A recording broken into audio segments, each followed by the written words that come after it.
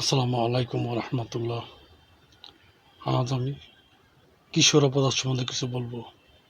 আমাদের পুরান ঢাকা, রানীগঞ্জ, নবাবগঞ্জ সব জায়গায় কিশোর অপরাধ বাড়ছে।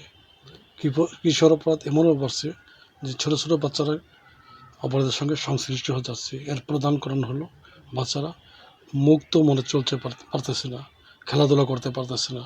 তাই বাচ্চাদেরকে খেলাধুলা করার জন্য বিশেষ ব্যবস্থা করতে হবে। কোনো শাসন চলবে না খেলাধুলার ব্যাপারে। খেলাধুলা করলে বাচ্চা সুঠাম দেহের অধিকারী হয়, মননশীলতা এবং রোগবালাই থেকে মুক্ত হয়। তারা অনেক ভালো কাজ করতে পারে, অনেক উৎসাহী উদ্যমী হয়। তাই বাপ মায়ের উচিত বাচ্চাদেরকে খেলাধুলা করার ব্যাপারে আরও যত্নবান হওয়া এবং পরামর্শ দেওয়া। এখন বাচ্চাদের যদি খেলাধুলা করতে না দেন তাহলে তারা একঘেয়েমি হয়ে যাবে।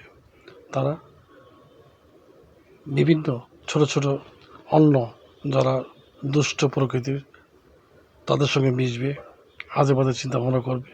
আজে বাজে চিন্তাভাবনা করতে করতে একসময় এই আজে বাজে চিন্তাগুলিকে বাস্তবতায় রূপ দিবে। তখন আপনি কপাল থাপড়াইলেও আর কুলাতে পারবেন না। অতএব বাচ্চাদেরকে আগের থেকে খেলাধুলা, যদিও আমাদের এলাকায় খেলাধুলার স্পেস খুব কম, বাচ্চারা খেলাধুলা করতে ঠিকমতো পারে না, তারপরও রাস্তাঘাটে কোনায় খামচিতে যেখানে যতটুকু সময় পায় তারা খেলে।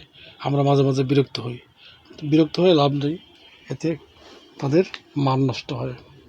অতএব বাচ্চাদের খেলাধুলার ব্যাপারে আরও আগ্রহ সৃষ্টি করতে হবে, তারা যেন ভালো খেলাধুলা করতে পারে সেই ব্যবস্থা করতে পারে। আসসালামু আলাইকুম।